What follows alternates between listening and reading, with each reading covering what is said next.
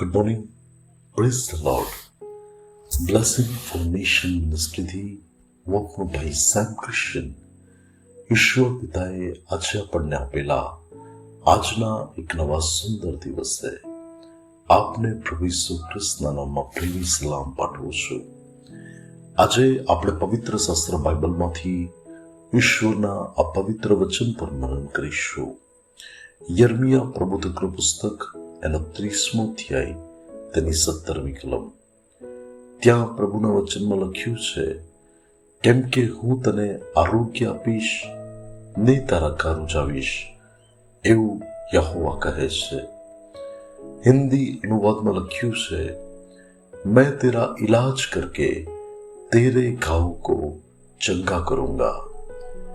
ક્રિસ્તમાં મારા વાલા ભાઈઓ અને બહેનો, આ સંસારની અંદર બે પ્રકારે માણસ ઘાયલ થાય છે. એક શારીરિક બાબતે અને એક આત્મિક બાબતે. એક ઘા એવા હોય છે કે જે માણસને પ્રત્યક્ષ રીતે દેખાય છે, પરંતુ હૃદયના કારી ઘા એવા હોય છે કે જે અંતકરણની વેદના જાણે છે. પરંતુ જીવનને સર્જનાર પરમેશ્વર આપણને કહે છે કે હું તને આરોગ્ય આપીશ અને તારા ઘા રૂજાવીશ. આજે હું પ્રભુ ઈસુ ખ્રિસ્તનો સેવક આપને કહેવા માંગુ છું કે આપણા પરમેશ્વર કોઈ પણ પ્રકારની પરિસ્થિતિની અંદર આપણે જીવનમાં આવેલા હોય તો તે બધી પરિસ્થિતિઓને તે બદલી શકવા માટે સક્ષમ પરમેશ્વર છે. એ પરમેશ્વર ગીતશાસ્ત્ર 107 અને 20 પ્રમાણે કે તે પોતાનું વચન મોકલીને તેઓને સમા કરે છે અને દુર્દશામાંથી તેઓને ઉગારે છે. ભલાઓ કોઈ પણ પ્રકારની બીમારી કેમ ના હોય, અસાધ્ય રોગ કેમ ના હોય, પ્રભુ ત્યાં તેઓને સાજાપણું આપીને તેઓને તંદુરસ્તી અને કુશળતા અને આરોગ્યનો આશીર્વાદ આપી શકે છે. અને એવા વ્યક્તિઓ જે અંતકરણથી ઘવાયેલા છે, ઘાયલ છે, પ્રભુ તે લોકોને પણ પોતાની સ્વર્ગીય શાંતિ અને દિલાસો આપીને તેઓના જે હૃદય પર કારીગા છે એમાંથી તેમને સાજાપણું આપીને તેમના ઘાને રૂજવી શકે છે. બાઇબલમાં લખ્યું છે કે આપણા પરમેશ્વર એ ઘા પર મલમ લગાવે છે. એટલે કે આપણા જીવનની એવી કોઈ પણ બાબત હોય તો એ બાબતોની અંદર તેઓ પોતાના સામર્થ્ય વડે એ ઘાને રૂજવીને આપણને પોતાની સ્વર્ગીય શાંતિ આપી શકે છે. પવિત્ર શાસ્ત્ર બાઇબલની અંદર અયુબના જીવન વિશે તો જો તમે જુઓ કે અયુબ એક ન્યાયી ને સીધો માણસ હતો, પરંતુ જ્યારે તેના જીવન ઉપર એવો કસોટીનો સમય આવ્યો, એના જીવન ઉપર જ્યારે એવી આફત આવી કે તે વ્યક્તિ શારીરિક બાબતે અને આત્મિક બાબતે બંને બાબતોથી તે ઘાયલ થયો.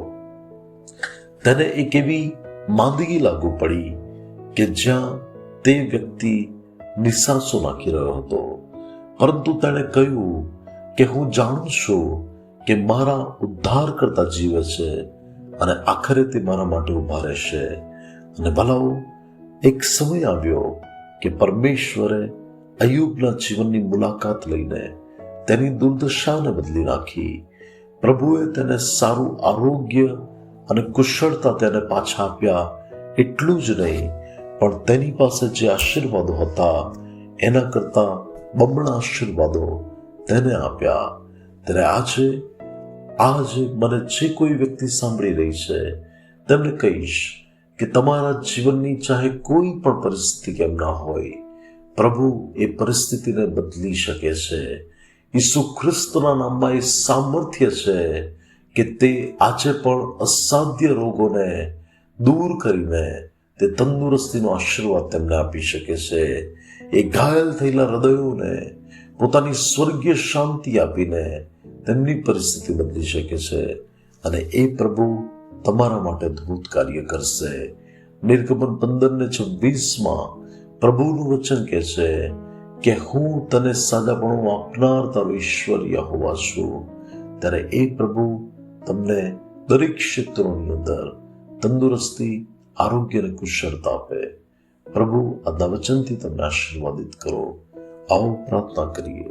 સ્વર્ગીય પ્રેમી પિતા પરમેશ્વર, પ્રભુ હું પ્રાર્થના કરું છું કે આજે કોઈ વ્યક્તિ એવી કોઈ બીમારી, એવી કોઈ પરિસ્થિતિ, એવા કોઈ સંજોગોમાંથી પસાર થયું હોય કે જ્યાં તે ઘાયલ અવસ્થામાં હોય, ઈસુ ખ્રિસ્તના નામમાં હું તમારો સેવક પ્રાર્થના કરું છું કે તમે તમારા લોકોને સંપૂર્ણપણે સાજાપણું આપો અને તેમના હૃદયોને, તેમના જીવનોને, એમના જીવન પર લાગેલા કાર્યને તમે રૂજવો અને તમારી સ્વર્ગીય શાંતિ અને સ્વર્ગીય સાજાપણું આપો. ઈસુ ખ્રિસ્તના નામે માંગીએ છીએ. આમીન. May God bless you. Have a blessed day. Shalom.